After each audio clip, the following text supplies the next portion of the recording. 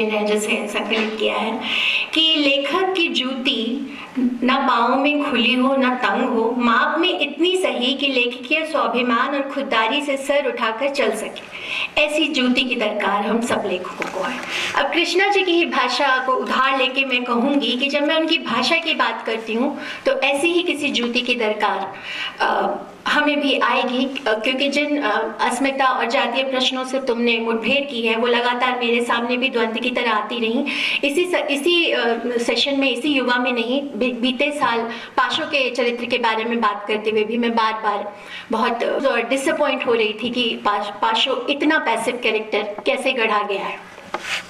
तो मैं यहाँ पर ये बात कहूँगी कि कृष्णा जी की भाषा, क्योंकि मैं यहाँ भाषा से ही संबंधित हूँ, कि उनकी भाषा में प्रवेश करते हुए हमें अपने पूर्वाग्रह से मलिन हुए जूते उतारने होंगे। और ये कहते हुए मुझे खुद भी कठिनाई आ रही है कि विमर्श के जूते भी उतार के ही हम उनकी रचनाओं में चल पाएंगे, उनके अर्थों को समझ पाएंगे। क्योंकि अगर हमने विमर्श के जूते पहन के कृष्णा जी की रचनाओं के पार उतरने की कोशिश की तो शब्द बदरंग, धूमिल और अपने अर्थ से अनर्थ हो जाएंगे। कृष्णा जी की भाषा में प्रवेश लेते हुए मुझे जाग दरिदा याद आते हैं। भाषा अव्यवस्थित है और अर्थ कभी भी निश्चित नहीं होता जिससे हम उसे प्रभावी रूप से निर्धारित कर सकें। अर्थात अर्थ अस्थिर, अनिर्णित, अनंतिम और सदैव भिन्न होता है। कृष्णा जी भाषा को लेखक की सबसे अंतिम जरूरत मानती हैं। भाषा का होना अनंतिम, अस्थिर और सीमित होना है उनके लिए यह लेखक की अपनी सीमाओं का बोध है। वह कहती हैं, जो अभी विभाग ने भी जिसकी ओर ध्यान दिलाया, कि मैं रचना की भाषा में लेखकीय हस्तक्षेप नहीं करती, मैंने इसे साधा नहीं, वक्त के साथ सीखा है। कृष्णा जी मानती है कि उनके और भाषा के बीच एक शुभ दृष्टि, मैं यहाँ पे इस बात को रिपीट करूंगी, अंडरकोट, शुभ दृष्टि कभी नहीं रही, वहाँ हमेशा एक मुठभेड़ की स्थिति जारी रही। पिछले में हमने औपन्यासिक और रचनात्मक द्वंद्व की लगातार बात की है, इस संदर्भ में भी हमें इस कथन को देखना चाहिए। सृजन पट्टी पर भाषाओं का आधिपत्य रहता है। भाषा हर वर्ग के साथ बदलती है, हर पात्र के साथ भी, हर स्थिति के साथ भी। भाषा वह है जिससे आप सिर्फ पढ़ते नहीं हैं, भाषा का मर्म वह भी जिसे आप जीते हैं। जीकर शब्दों की गहराई तक पहुंचते हैं, उन पुराने मुखरों को नए अर्थ देते हैं, अर्थों को नए रंग देते हैं। कृष्णा जी के लिए भाषा एक जिंदा जबान है, लोक की भाषा है। जो भी हमने, जैसे भी मैं भी मिरासियों पे अटकी, मैं भी चूरी चमारिन पे अटकी, पर अभी मैं इस पे मैं बाद में आऊँगी, पर मुझे ये कहना पड़ेगा कि यह लोक की भाषा है और यह एक लेखक का कर्तव्य है कि जो बोला जा रहा है वो उसे रखे, ओपन एंडेड करके छोड़े। और मुझे ये कहते हुए इसमें कोई दो राय नहीं है कि कृष्णा जी कहीं भी कथन या वक्तव्य या स्टेटमेंट या निर्णायक की भूमिका में नहीं रहती।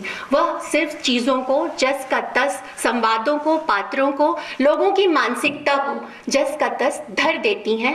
वो हम पर है कि हम उसे किस तरह लेते हैं, उससे क्या विमर्श निकालते हैं। यह जिंदा जबान शब्दकोश की मदद से नहीं गढ़ी जा सकती, न गलियों या झुग्गियों से उठाई जा सकती है। वह कहती हैं कि इसे तो आप अपनी रोजमर्रा की जिंदगी में एक तीसरी आंख और तीसरा कान लगाकर ही सीख सकते हैं। और यह जो भाषा है, लेखक की भाषा, यह उसका व्यक्तित्व है, यह उसकी आत्मा का संस्कार है, उसके रोज का संसार है, और उसके भाषाई चुनाव इन सब में छन कर आती है उसकी भरपूर जीवन दृष्टि। यहाँ पर विभाग का वह प्रश्न आता है बार बार कि क्या यह वह जीवन दृष्टि है। इस पर हम आगे बात करेंगे। कृष्णा जी भाषा के चयन को लेकर लेखक से हमेशा अतिरिक्त सजगता, सतर्कता की मांग करती रहीं। उनका मानना था कि किसी भी खरे लेखक के संबंध भाषा और शब्दों से केवल सतही तौर पर नहीं होते। भाषा शब्दों की एक रूह है, जिसमें एक पोशाक देती है, और ये सब मिलकर एक जीते जागते जिंदा विचार को वहन करते हैं। भाषा उनके लिए कभी एक टूल नहीं रही, उनकी आत्मा का संस्कार है, और इस आत्मा के संस्कार के साथ उस जीवन दृष्टि को पाने के लिए वह एक साफ निगाह, और फिर मैं यहाँ पे अंडरकोट करूँगी, एक स्वच्छ आत्मा का, जो अब फिर से एक विवादास्पद बयान हो सकता है, जरूरी मानती हूँ। आरंभ में जो मैंने बात कही कि हम विमर्श का जूता पहन के कृष्णा जी की भाषा के पार नहीं जा सकते, तो ये लगातार मेरे खुद से उठते द्वंद्व थे, मेरे संशय थे, जो मुझे बार बार कृष्णा जी के स्त्री पात्रों से विशेषकर कभी कभी निराश करते हैं। और ये मेरी खुद की मेरे खुद के प्रश्नों के उत्तर ढूंढने की कोशिश भर है। कृष्णा जी के कई पात्र जिस लहक से उठते नजर आते हैं, बाद में वो उनके तेवर कहीं मुझे समर्पण करते नजर आते हैं। जैसे मित्रों मरजानी के संदर्भ में ही यहाँ बहुत बात हुई कि मित्रों में एक आदम आग है, तृष्णा, एक अकुंठ प्यास जो घर गृहस्थी की सामान्यता में समा नहीं पाती। वह असाधारण है, निर्मितियों को तोड़ती है, सिर्फ तोड़ती नहीं, उसे बेबाक बेलाग स्वर देती है। सिर्फ यौनिकता के संदर्भ में नहीं, कई अन्य संदर्भों में हम यह देखते हैं। वह मुजोर है, मरजानी है, मिरासियों से उसके चलन है। इतनी खुली डुली है कि नैतिकता, आदर्श, परिवार, समाज किसी भी परिधि में नहीं समाती है। उसके मन में क्या है वही जाने, पर तन उसके तो ऐसी प्यास व्याप्ति है कि 100 घट भी थोड़े। ऐसी मित्रों फिर किसी अस्मिता विमर्श की परिधि में भी कैसे समाएगी, यह मेरा खुद से प्रश्न है। अंत तक आते तो लगता है कि कृष्णा जी ने मित्रों के साथ न्याय ही नहीं किया। किस प्रकार एक लहक, एक अग्निशिखा को पति सरदारी के चरणों में बिठा पांव दबाते दिखा दिया। उसी मित्रों को जो कहती थी ठोक पीट कर मुझे अपने सबक दोगी तो मैं मुंडी हिला तो लूंगी जेठानी, पर जो हौस स्तन व्यापी है। मैं कैसे मान लूं कि एक एक शब्द की बाट जोहती, पाहुने से उसकी प्रतीक्षा करती कृष्णा जी, जिनके लिए वे शब्द कभी उनकी कुर्सी के पीछे ही खड़े रह जाते थे और कभी दशकों उनके सामने नहीं आते थे, अनायास ही इस तरह के निकल आए होंगे। कृष्णा जी भले ही कहती रहीं कि भाषा से उनकी मुठभेड़ होती है, ये उनसे अपना होना स्वयं तय कराते हैं। यहाँ मित्रों के इस अंतिम निर्णय के पीछे स्वयं कृष्णा जी का लेखकीय विवेक आ खड़ा होता है, जिस द्वंद्व की हमने पिछले सत्र में बात की थी।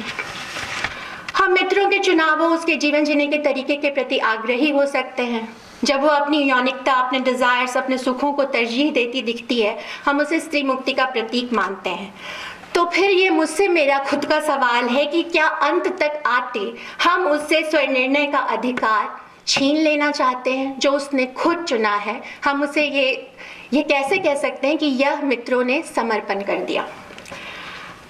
देह की पूंजी बनाए अपनी माँ बालो, जिसके बारे में दुबे जी ने पिछले सत्र में कहा था, तो ऐसा भी कोई हिंट हमें उपन्यास में नहीं मिलता है कि वह किसी इस तरह के पेशे से या आती है। ये हम मान लेते हैं कि चूंकि माँ के ऐसे चलन दिखाए हैं तो हो सकता है कि कोई ऐसा उनका पेशा हो जो अलग हो सामान्य से। मित्रों के जीवन में आवे आत्म साक्षात्कार के क्षण वो विवेक की रोशनी कौंधती है और वह स्पष्ट देख पाती है देह के समस्त उत्शृंखल उल्लास के पीछे छिपी स्याही, मृत्यु का सा अकेलापन। अब यहाँ भाषा का वैभव देखिए, जिससे बिना किसी नैतिकता का आग्रह किए, बिना कोई स्टेटमेंट दिए और बिना आपको कुछ भी ये कहते हुए कि नहीं ऐसा ही होना चाहिए, सिर्फ वो कुछ 4-5 पंक्तियाँ लिखती हैं जहाँ से हम सब अपने अपने अर्थ लेने के लिए फ्री हैं, मुक्त हैं। अंधेरे में मुंह बाए सूने किवाड़ों को देखा तो अंधे आंखों में कोई बिजुरिया कौन धाई। मसान सा सूना भाई भाई करता घर भूतों के ढेरे सा दिखा और एक कलपती माँ कोई भूखी प्यासी डाकिन सी। तो जिस स्वनिर्णय और स्वविवेक के अधिकार की बात मैं कह रही हूँ, हम इसे भी मित्रों के उस स्वनिर्णय स्वविवेक के अधिकार की तरह देख सकते हैं, जिसके लिए उसके लिए हमें कृष्णा जी के आत्मा के संस्कार, जिसके मैंने भाषा के संदर्भ में पहले चर्चा की है, उनकी सघन जीवन दृष्टि में झांकना होगा। अब यहाँ पर मैं एक बात और स्पष्ट कर दूं कि कृष्णा जी के जीवन के बारे में पढ़ते हुए मैंने यह भी जाना कि वह परिवार को, घर को या सामाजिक दायित्वों को एक लेखक, स्त्री लेखक के जिम्मे आने वाली एक अतिरिक्त दायित्व या वर्जना की तरह देखती थी और इन सब से खुद को दूर रखना चाहती थी। लेकिन अपने मित्रों के लिए वो कहती हैं कि मित्रों का यह निर्णय न उन्हें आश्चर्यजनक लगा उनके लेखक को और न असंगत। एक और मित्रों की स्वस्थ ताजा काया की प्यास है, स्वाभाविक है, और दूसरी ओर उसी के चित्त मन में पारिवारिक गूंज की सजगता तेज उठती है। मित्रों ने अपने निर्णय से इतना तो प्रमाणित कर दिया, निर्णयात्मक निर्णय से इतना तो प्रमाणित कर दिया कि सोचने के लिए उसके पास सहज बुद्धि, सहज बुद्धि पर हमें यहाँ गौर करना चाहिए। हेलन सिक्सू लाफ ऑफ मेडुसा में कहती हैं, women must write herself, must write about women and bring women to writing, from which they have been driven away as violently as from their bodies, from the same reason, by the same law, with the same fatal goal. Women must write their body, their desires. अब यहाँ मित्रों को सुने, मित्रों की भाषा देखें। बनवारी कहता है, मित्रों तेरी देह क्या निरा शीरा है शीरा, अरे इसी शीरे में तो तेरी जान को डंक मारते सर्पों की फौजें पली हैं।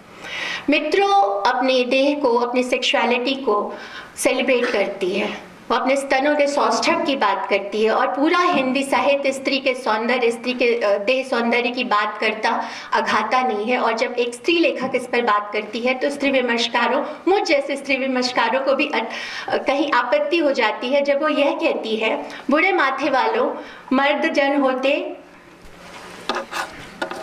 अभी तो शुरू ही हुआ था, तो या तो चटकारे ले मुझे चाटते या फिर शेर की तरह कच्चा चबा जाते। क्या ये कृष्णा जी कह रही हैं? क्या ये कृष्णा जी का कोई अस्मिता विमर्श का द्वंद्व है, या यह वही मर्द बुद्धि है जो किसी स्त्री को इसी प्रकार देखती है और वह मित्रों उसको बस स्वर दे रही है? खत्म करती हूँ। मैंने 2-3 उपन्यास रखे थे। डार से बिछड़ी, जिसके बारे में मैंने कहा कि पिछली बार भी मैंने डार से बिछड़ी पर बात करते हुए मैं कहीं पाशों से थोड़ी निराश हो गई थी। लेकिन जब मैं उस परिवेश में, उस समय में, जब कृष्णा जी ने जिस परिवेश को, जिस समय को इस कथानक का अपना विषय बनाया था, मैं वहाँ देखती हूँ और मैं उस 16 साल की किशोरी को देखती हूँ जिसके पास न आलोचना के टूल हैं, जिसके पास न समझ है, जिसके पास न शिक्षा है, जो डार पे झुकी पुकी एक फूल है जिसे तोड़ के कोई भी मसल देता है। तो मैं उस भाषा में उतरती हूँ, स्त्री भाषा में। देखिए, सुनती रही, न कुछ समझती न कहती, बस अकेली बैठी बैठी सोचती रहती, न बड़ी होती निज बड़ी होती। बलात्कार के समय वह सोचती है, न कांपी न चिल्लाई, ऐसी पड़ी रही कि पानी की मार से गली गलाई काट हो, पड़ी रही।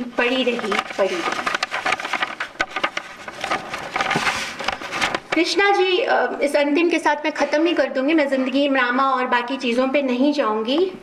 एक बात जो मुझे कहनी ज़रूरी लग रही है कि कृष्णा जी, इस पर बार बार बात हुई कि कृष्णा जी खुद को स्त्रीवादी लेखिका नहीं मानती हैं, और प्रियदर्शन जी ने भी कहा कि अनजाने में बहुत सारी लेखिकाएं जो स्त्रीवादी होने का आह्वान करती हैं, वो कहीं ना कहीं अंत में स्त्री मुद्दों को ही प्रश्न दे रही होती हैं। कृष्णा जी के अनुसार स्त्री और पुरुष में एकमात्र अंतर सिर्फ शारीरिक है, बाकी हर चीज़ के लिए वे एक जैसे हैं। स्त्री की आत्मा का कोई लिंग नहीं होता, दोनों की ही आत्मा तर्क और भाषा को एक जैसा उपहार मिला है। यहाँ मैं भाषा पे रुकती हूँ। भाषा से उनका अर्थ सीखे साधे हुए शिल्प, शब्द सौष्ठव से है, लेकिन ऐसी भाषा यहीं नहीं रुकती। वह शिल्प के सौंदर्य से परे, शब्दों से नपे तुले काट छांट से बाहर स्त्री की निर्मितियों, उनके परिवेश, उसकी देह के दुखों से भी अपना आकार, अपना सत्व ग्रहण करती है। उसके दीर्घ अनुभवों, परंपरा से चली आ रही वर्जनाओं, बंदिशों से अपनी प्राणवायु अर्जित करती है और स्वप्न, संघर्ष, प्रतिरोध, मुक्ति की एक भिन्न भाषा रचती है जिसमें उसके दुखों के गुंजलक समाहित होते हैं, तो सुखों की जिजीविषा की अनंत ध्वनि भी समाई होती है। यही स्त्री भाषा है, और कृष्णा जी के हर उपन्यास में यह स्त्री भाषा बहुत ही प्रमुखता से आती है। मैं अपनी बात खत्म करती हूँ, हालांकि अभी जिंदगी नामा पर मैंने अपनी बात नहीं की, लेकिन अगर आप मुझे 2 मिनट का समय दें तो। पर सर ठीक है, मैं ख़त्म करती हूँ।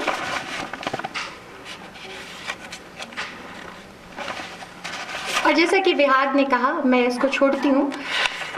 जैसे कि विहाग ने कहा कि जैसे उसने कुछ टुकड़े पढ़े थे कि कविता, तो कृष्णा जी कहती हैं कि मैंने कविता छोड़ दी, गद्य की भाषा मेरी भाषा है, क्योंकि मैं यहाँ जीवन के द्वंद्व, उसके संघर्ष, उसके ताप को बेहतर समझ पाती हूँ। लेकिन कविता ने कृष्णा जी को नहीं छोड़ा, और एक कवि होने के नाते भी मैं ये कहूँगी कि कृष्णा जी की हर पंक्ति में एक एक शब्द हजारों बार जांचा परखा चुना गया लगता है, और उनमें एक आंतरिक लय है। और जैसा कि चार्ल्स बॉडेलियर कहते हैं, always be a poet, even in prose. Krishna ji.